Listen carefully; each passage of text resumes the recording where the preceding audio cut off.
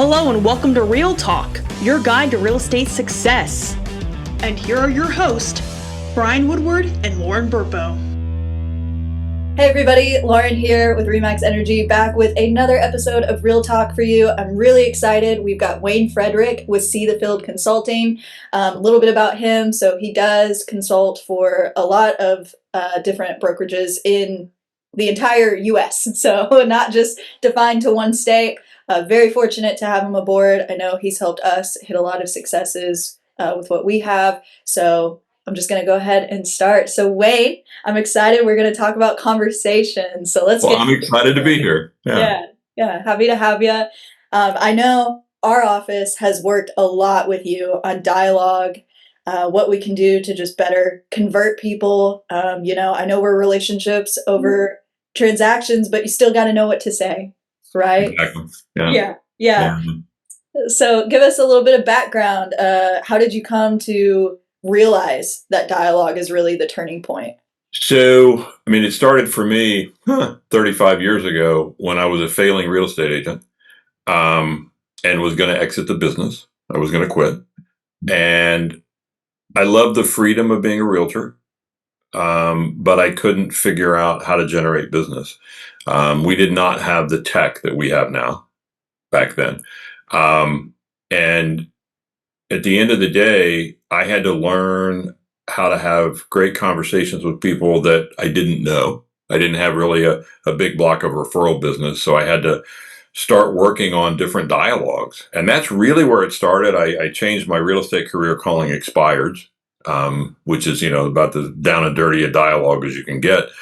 But over time, what I've realized in my career of sales and running a team and running the Remax region for a number of years and now doing what I do now, there's an art to a great conversation, and it's becoming a lost art. We're relying so much on tech and so much on emails and Instagram reels and whatever. But at the end of the day, when you're dealing with someone's largest single investment, in the vast majority of the cases, you need to be able to have a great conversation with them.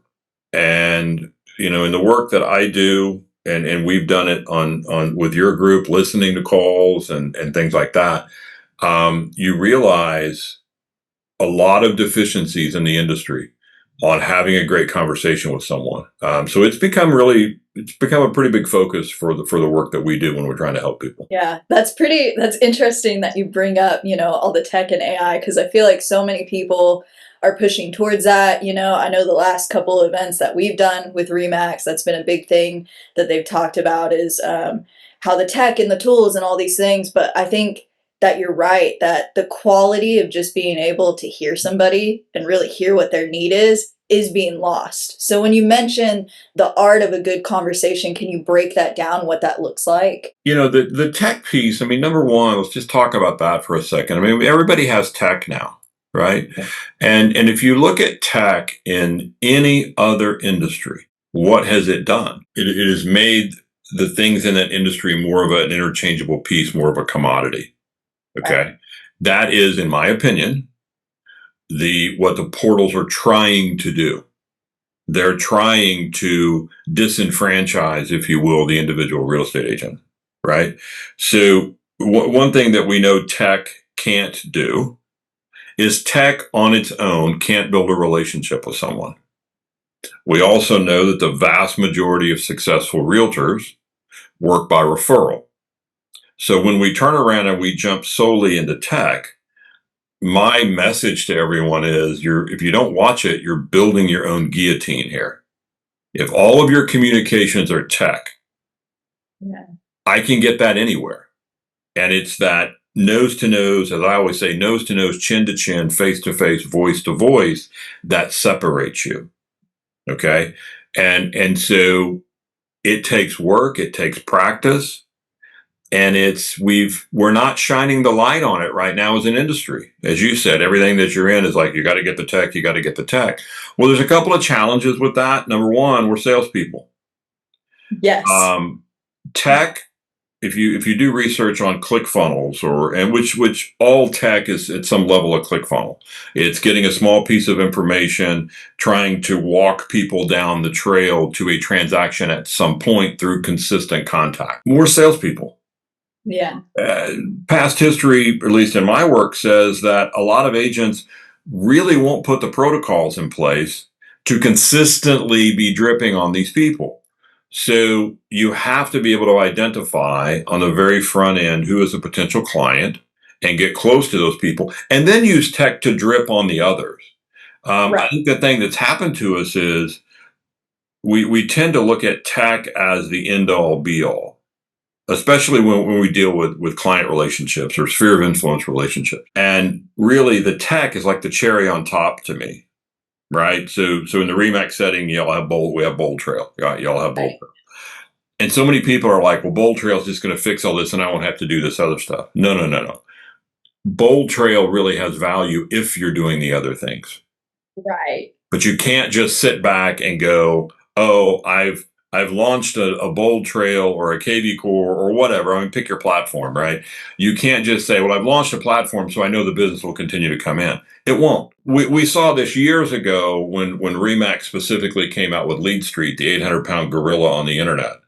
Yeah. And the reality of it was that what agents were told at that time is just accept a lead and launch a campaign. And over time, incubation times were big words back then. And over time, they'll come back to you. Well, the reality was they didn't. Absent a conversation, absent making me feel special, absent showing me the difference, didn't happen. And the conversations are the most cost-effective way to do that. You can spend a lot of money and make me feel special, or you can have a great conversation with me, a conversation I didn't expect to have, that really pulls out what I'm really trying to do, and all of a sudden your stock goes way up. And you have people in your organization that gotten really good at this. Yeah. Right. Yeah. And having the conversation that the consumer maybe didn't even know they wanted to have, but welcomes it with open arms when we're able to create that scenario. Right. I agree. What can you give some examples of what like key points make a conversation a great conversation, where they would kind of be geared to hear something maybe they didn't expect to hear, questions they didn't expect to be asked? I used to call it playing dumb, and actually someone in your organization a few years ago reframed it, and it actually sounds much better than me saying playing dumb. And they called it being genuinely curious. Okay. Yeah.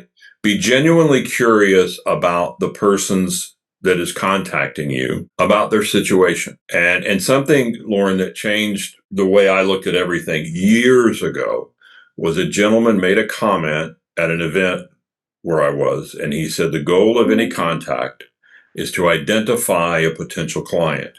It is not to try to turn all these people into clients. And so I started working years ago on the different types of conversations that agents have with people. And I will tell you, I've been in the real estate business 40 years.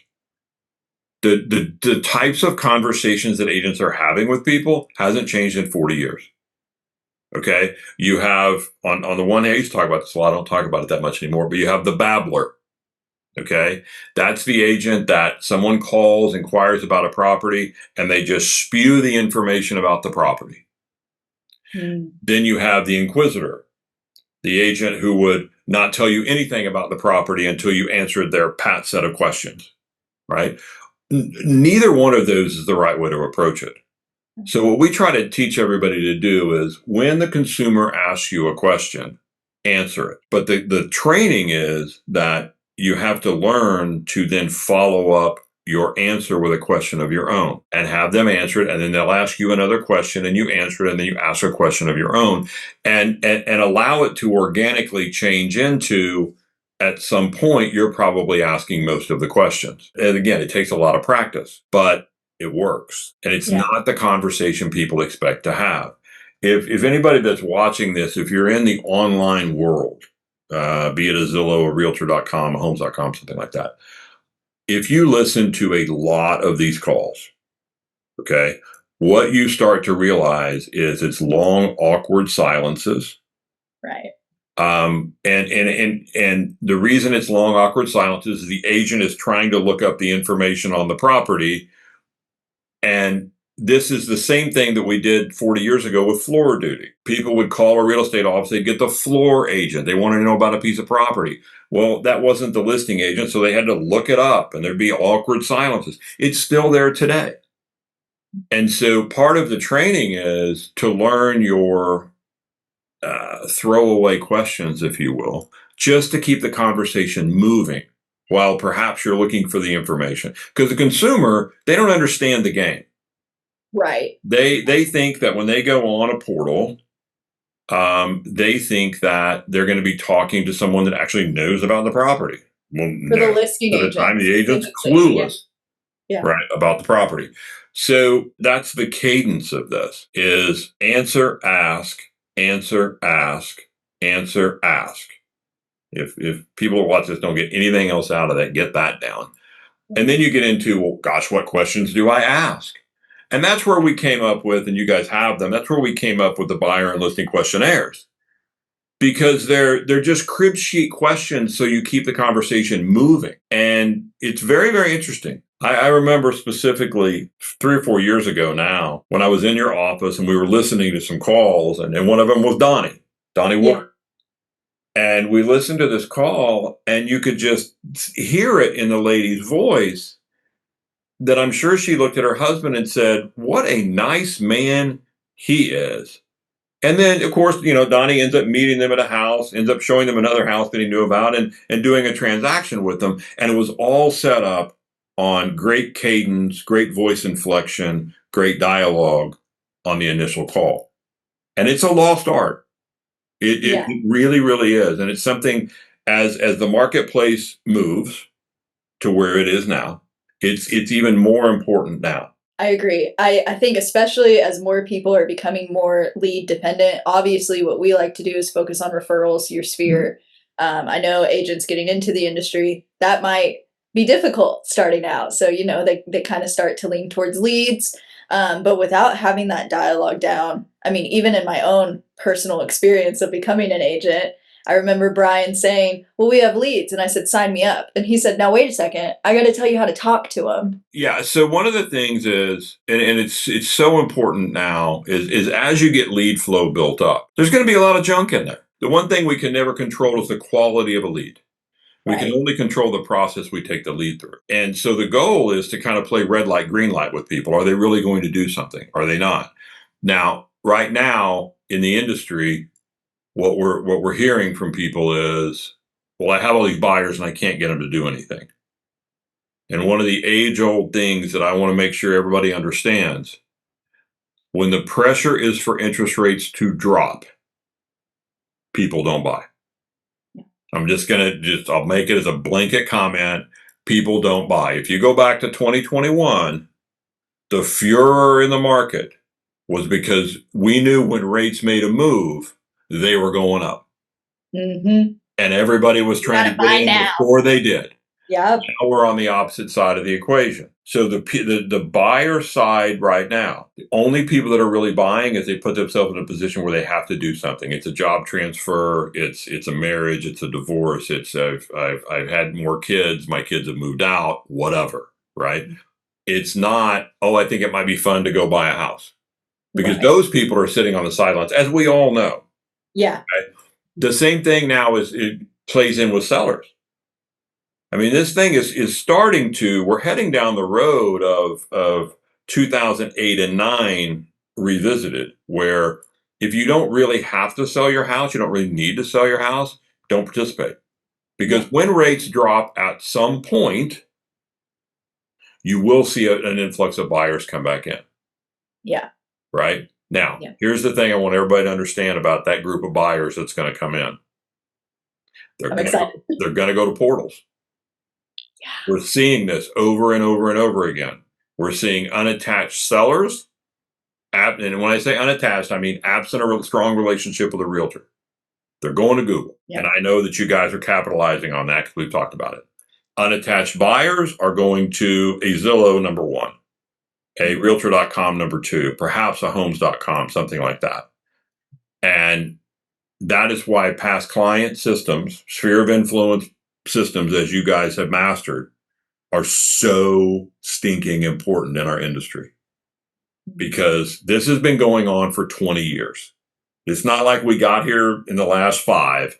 Right. These guys have been, the portals have been playing big money for a long time. They looked up, I have quotes from venture capitalists from the, 2017, 18, 19. There's a lot of money in a real estate transaction, and we need to get in there and figure out how we can play. And the money they're going after, quite honestly, was the realtor commissions. That's why, Zillow has not been profitable hardly at all. Very few quarters are they profitable, but they keep funding it. And they're playing the long game. And the way that we can, as individual realtors or as teams, keep us from being like everybody else is, number one, stay in flow with our past clients. And number 2, when someone calls you, you have to differentiate yourself on initial contact. The old model was we would have a conversation with you, maybe get your name and phone number. We might call you back in 2 or 3 days. Now you have to knock my socks off. You have to knock my socks off the first time I meet you, or I will click and move on to someone else. Absolutely. Very quickly, too. I know I had a client in New Jersey, and he was talking about how disloyal people were. And he said, I talked to these people and they had contacted like 26 different agents before they got to me. That just shows you how disloyal they are. I said, or they found 25 really crappy agents before they got to you. And it's the latter, not the former. The level of service in our industry has not risen. It hasn't. It's just a reality. And that creates a huge opportunity for those people that want to go back and do a little basic work. Now, we've always said in our industry, we've always said in our industry, you got to go back to basics. And my deal has always been, well, you can't go back to where you never were. If you never had the skill set down, you can't go back to that. Now we have people that had the skill set, and then in the run-up of 21, 22, and 23, didn't have to do anymore. So they kind of lost. It's kind of rusty, got to go back. But we have a whole generation of realtors never had to do this, and they have to learn conversational skills. What would you say, speaking of, well, we covered a lot just now, but going back to kind of awkward silences and trying to beat that, I know I have a few questions that are my favorite to go to, but I'm curious what you would recommend for somebody who this is their first time practicing this skill. So if we're talking down, we're on the buy side for a second on an initial call, right? I think there's 4 things that you need to be able to determine with this person that you did not know existed 10 minutes ago. And number 1 is, do they have a desire to do a transaction? Number 2 is, do they have the ability to do a transaction? Number 3, would they like some help? And number 4, could you interview to help them? Okay. Because there are people who will call you that are just curious. They really have no desire to move. There are people who have a desire, but they don't have the ability.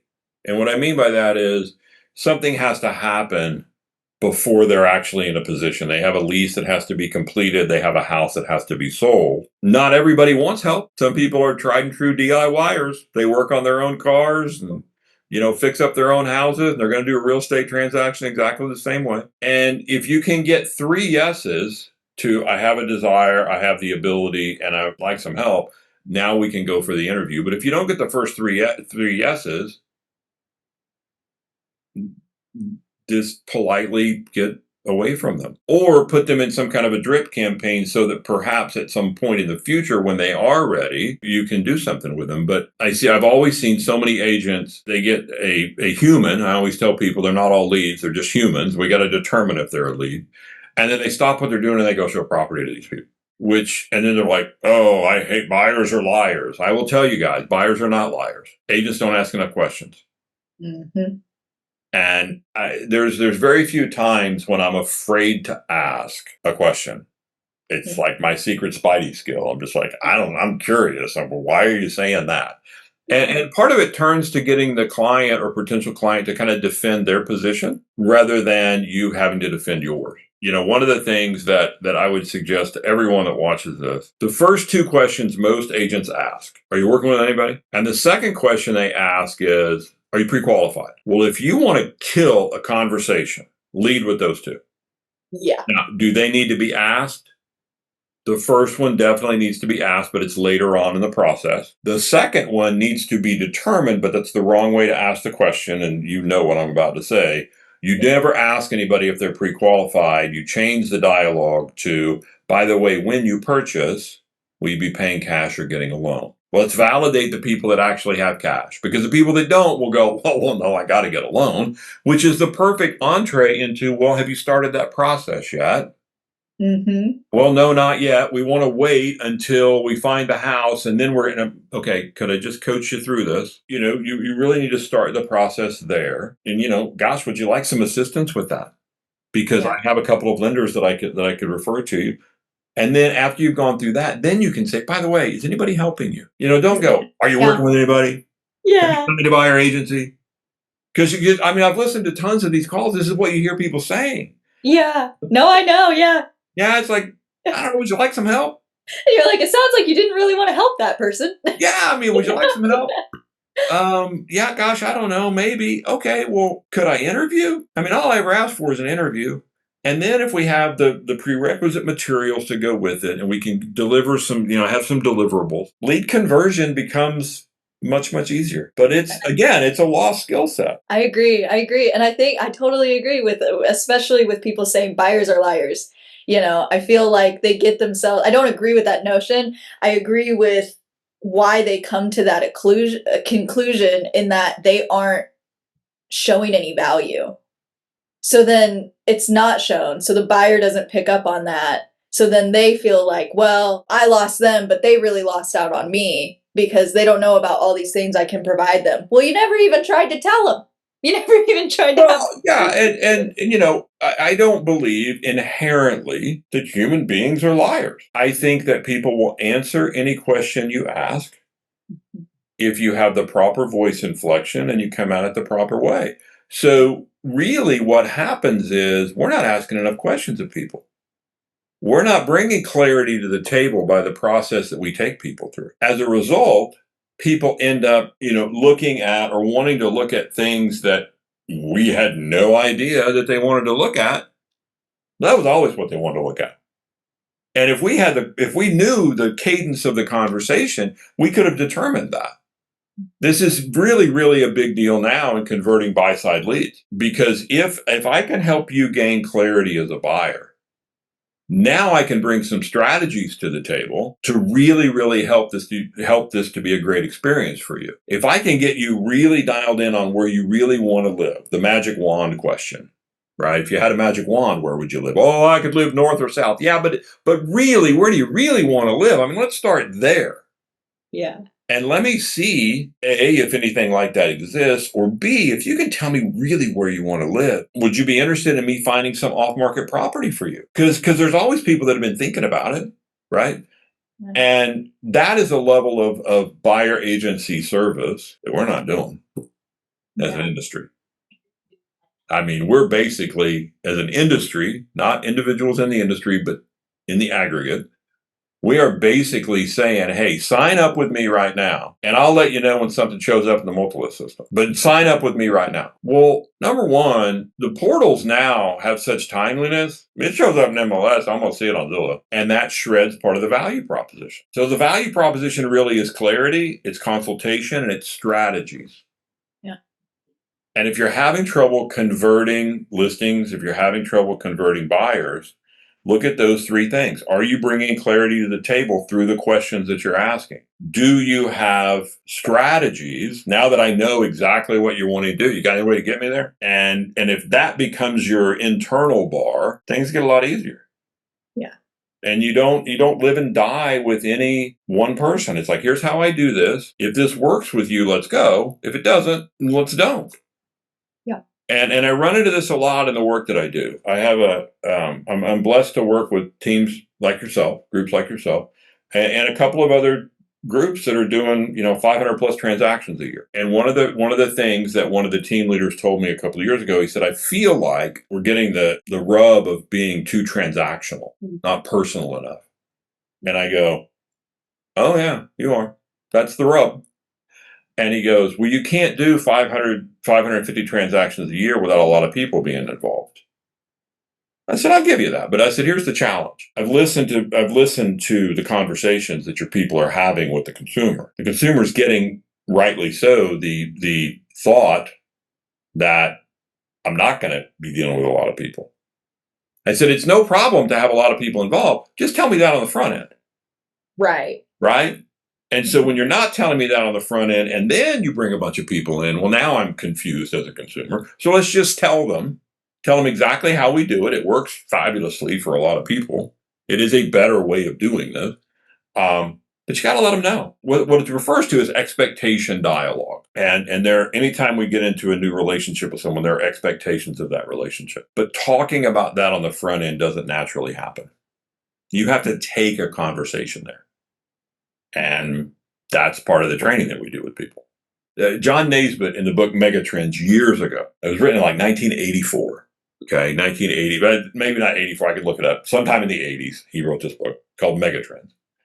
And the comment that stuck for me out of that was the more high tech around us, the more the need for human touch. I like that. Well, if there is ever and he wrote this way before tech was even a thing. If there's ever an industry that needs to embrace that, it's the real estate industry. And yet, we're not being told this. Quite the opposite. Because there's a reason.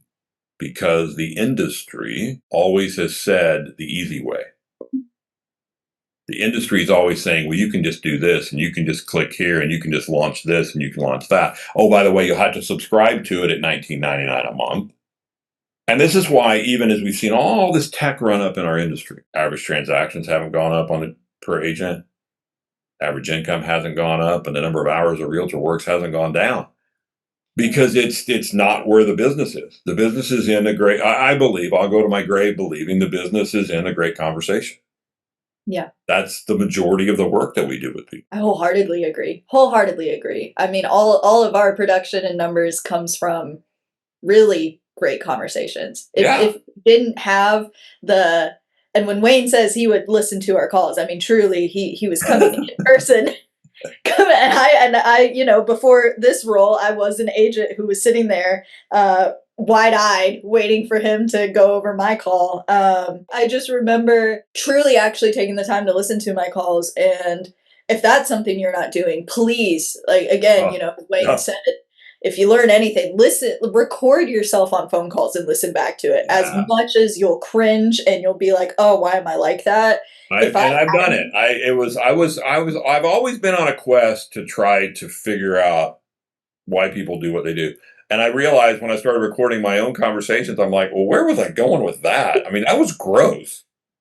It's just like, where did I think that was really going to end up? What did I hope from that? Well, yeah, exactly. And we've laughingly had some of those calls in your office where we'd listen to part of it and I would just stop the recording and go, okay, where are you heading here? What are you hoping? And if you can't laugh about it, then there's a problem. But, everybody's like, oh, I don't like to role play.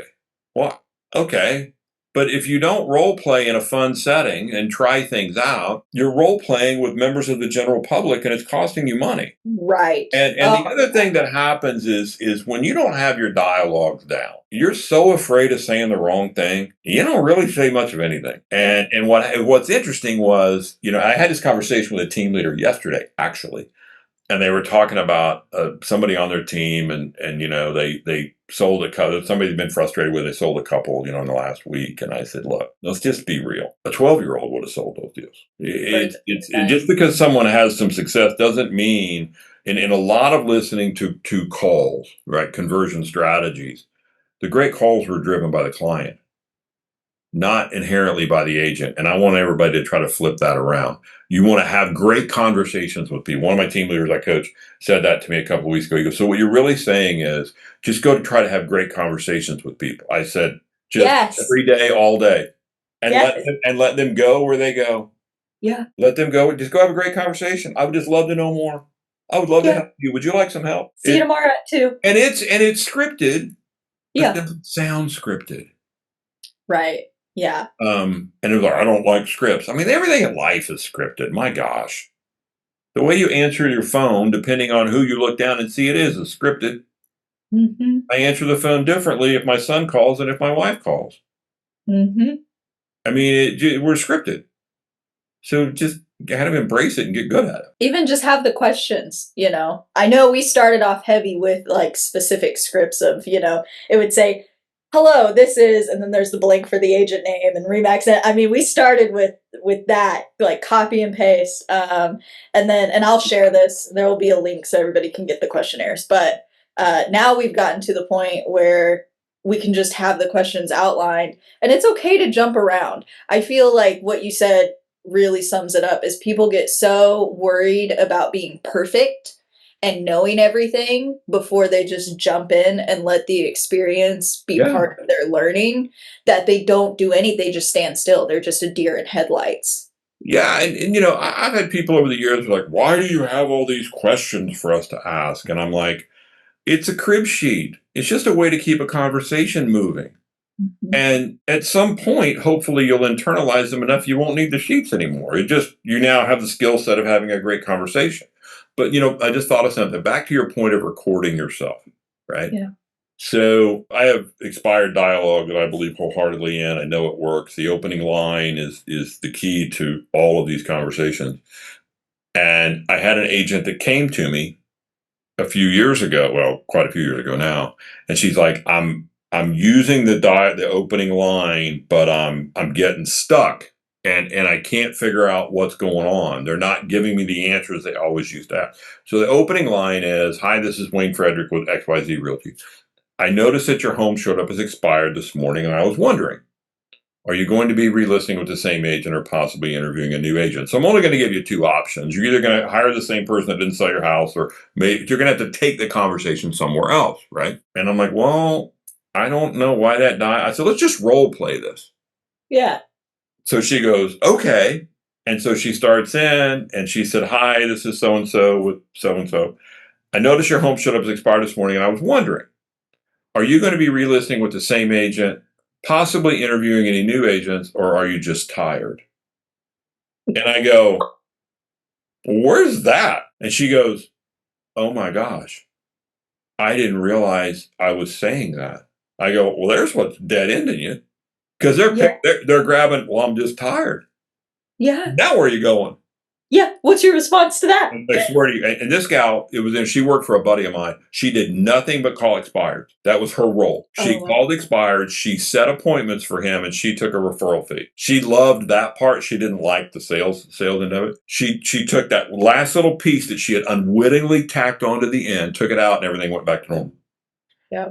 That's why you have to listen to what you're actually saying to people. And that's why you have to really embrace role playing. Yes. Yeah. Right? I mean, you know this. You were. Yeah. I remember when you first got in, Brian gave you a bunch of old leads, and you just started in and you turned them into something.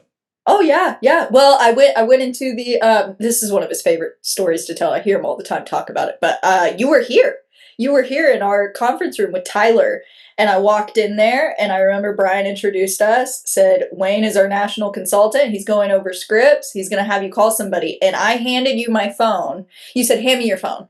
And I did, and you opened up my dialer, you dialed in, and you hit call, and you handed the phone back to me, and then you slid the script to me, and I was just like, okay. And from that moment on, just dialed into it because I didn't know what else to do, you know? There's all kinds of funny stories like that. I was with another client, and an agent was having a challenge with Zillow calls, and I said, let's just make some calls.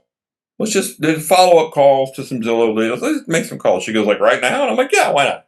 And I'm sitting next to her with a legal pad.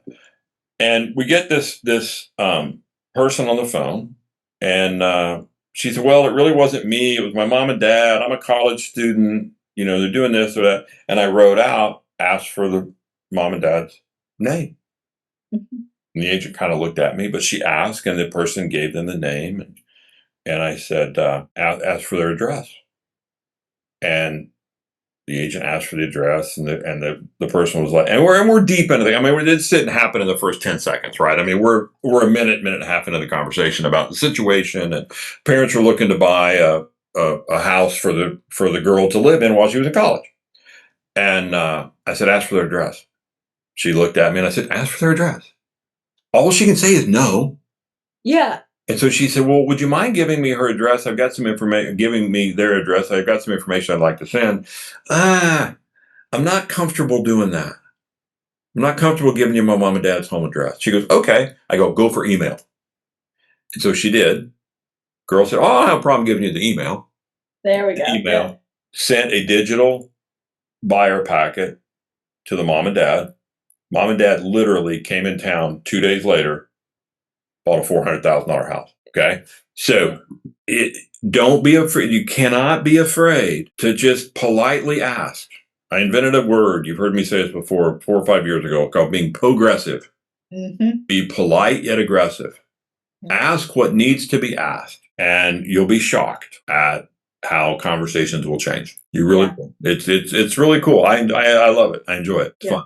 It's fun to work I've with. gotten a lot closer with people just by internalizing the dialogue and kind of figuring out what they really need. And you just gave a perfect example of what you always say of going 3 deep. Yeah. Like really go deeper. Yeah, I got that out of a book called Top Grading by a gentleman named Bradford Smart, this concept of going 3 deep with people. And what Smart's basic theory is that I ask you a question, you give me an answer. It's really not the answer. I'm going to ask a follow-up question, get a little, and what we're looking for is clarity, right? So that what you said is what I heard.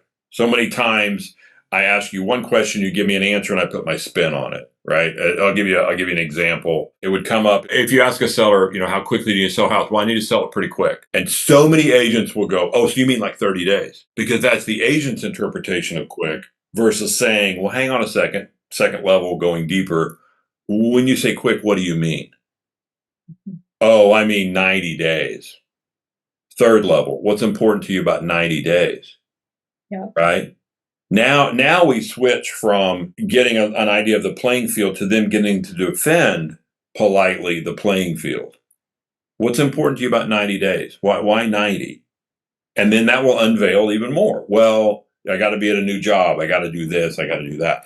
The thing I would tell everybody is expectation dialogue is massive, but it doesn't naturally happen. You have to train yourself to take a conversation there. Yeah. Obviously I like dialogue with people. Yeah. Well, me too. Yeah. It did change my life. It really changed my life. I had no idea what I was doing until somebody was like, well, what if you just say it? And it was the smallest things like are you pre-qualified? Why would you ever say that? They don't know what that means. They don't understand it. Just say it. That the change in dialogue came from a session I was doing, and there was an agent in that session, seasoned veteran. And at every break, she would have me literally backed up against the wall with a water bottle, shaking this water bottle at me, because that was her behavior style. That's who she was. Having a very polite conversation about her husband. But she's one of these, she's a pointer, she's a shaker. And so like we got down to one of the last sessions, and she said, I have a question for you. And she'd been in the business 40 or 50 years. I said, all right. And she said, I had a call on my listing the other day. And she goes, I decided to go ahead and show it because the seller was kind of on me because I hadn't shown it in a while. So I thought, well, at least, I can make my seller happy. She said, I got out there and I showed the guy the house, and she said, well, quite honestly, we kind of got into it in the front yard. And I said, well, what'd you get into it about? She said, well, I asked him if he was pre-qualified. And she said, he got mad at me. And he said, why do you realtors always ask if somebody's pre-qualified? I've got cash. Mm-hmm. I said, maybe you could just go at it a different way. How about if you said, by the way, when you purchase, will you be paying cash or getting a loan? And she looked at me and she goes, oh, that's good. And that's really where that started, right? And so until you get the mindset of analyzing what happens and then go off and go, okay, did I take the conversation there? Right. You'll find that, most of the time you probably did, right? And so just go try to have great conversations with people. I mean, seriously, just every day, try to have a great conversation. Yeah. And, whether it's so many of the people in your organization. That's what, to me, separates your organization from a lot of other offices. People just don't realize the level of commitment, the level of training, the level of production that y'all do. It's unmatched. I'll just tell you. It's really cool. Yeah, it is. Yeah, I'm really grateful to have so many people who want to be consistent in their business. I think that's the other key point to it is it's not just having a great conversation once a week. but do it every day. Aim to have multiple every single day. Every conversation you have, try to make it where you're actually, what was it that you said? Genuinely curious. Be inquisitive. Act like this is, Brian always gives the example, and I'm sure he got it from you, maybe, of, if this was your friend calling you and they told you, hey, I'm renting in Oklahoma City, I want to move to Lawton, the first thing you're going to ask is, what makes you want to look at Lawton? What's got you interested in Lawton? Yeah. But there are calls that you've listened to and I've listened to where, well, I'm moving to Lawton. Okay. Are you talking to any realtors? I listed one with another group a couple of weeks ago, and the team leader was jumping, just furious. He goes, "They're not asking any questions." I'm like, "I know," and it's dead air. It's dead air on a call is a killer. Oh, it's the worst. Ask some kind of question. What's your current situation? Throw it in there. Throw it in there and run away like it's and there's the other thing. Here's one that just drives me nuts. It drives me crazy. I try to tell everybody about this. When you answer the phone, don't say, "How are you today?" Yes. Right? You don't need to ask how someone is. Number one, you don't really care. And number two, all it does is create this awkward, weird silence. Well, hi, this is Wayne Fredrick with so-and-so. How are you today? I'm fine. Well, now where are we going? Now we're going to have to ask the second question, which really should have been the first question. Well, how can I help you? There's no reason to ask, how you doing? Mm-hmm. But yet, by default, that's our script. And it's like it's on a stone tablet somewhere because everybody does it. Yeah. Right? It's crazy. Especially in Oklahoma. We had to untrain. No, it's not really an Oklahoma thing. Oh, it's really? an everywhere thing. We spent a lot of time untraining everybody on the how are you. Yeah, or people that just answer the phone with hello. I'm like, well, that's bad. Yeah, that's not helpful. They have no idea who they called. Always look, as a realtor, always answer the phone with your name and your company name. Mm-hmm. And how can I help you? How can I help you? Yeah. Yeah, it's just it's some really basic little things. It's pretty crazy. And set up a voicemail. That would be good. Voicemail. Although I think actually, if you call me, I think I'm guilty of that. You don't have one, and I always tease you over it. I'm always like, "What's your voicemail?" Yeah. I've done it from time to time, and then I just forget. So. All right, Wayne. Well, I know we're coming up on the end of our time together, but I did want to finish off with, what do you think would be your number one key point to an agent who they just started today, just got licensed? What is your advice to them? Understand the game. Okay? Mm-hmm. It's a game. It has rules, and you can't change the rules, but you have to have strategies within the rules. And I really know that all business in any business, and real estate is no different, falls into one of three buckets. It's either referred to you, it's either you actively going out and talking to people you don't know, or it's you spending money to get people, or somebody spending money to get people that you don't know to contact you. Yeah. So if you're a new agent starting out and you don't know anyone in your marketplace, you have to go down one of the other two routes. You have to either go consistently talk to people you do not know. That's all scripts and dialogues. Mm-hmm. Or you have to spend money or have someone else spend money to get people that you don't know to contact you. And oh, by the way, that's all scripts and dialogues. Right? So understand what we're trying to do. It has rules, and then there's strategies within the rules. And get in an organization that helps you build a business model. Yes. Because so many agents take action on ideas that I saw somebody else said they had luck with that, so I'm going to go try that now. And then I'm going to go try this, and I'm going to try that. Sometimes it works, sometimes it doesn't. Get a model down, and then learn the skills you need within the model.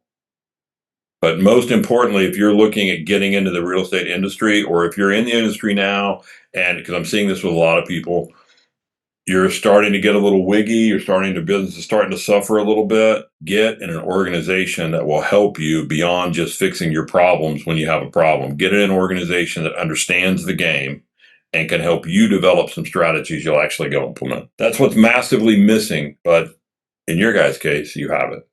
So it's been a pleasure. Thanks for letting me spend some time with you. and ramble. Of course. Yes. No, thank you so much. This has all been really good information. I'm glad to share it with everybody. Okay. Everyone, Wayne Fredrick, See the Field Consulting. Wayne, where can everybody find you? WayneFredrick.com, and it's FREDRICK.com, or Wayne at STFconsult.com.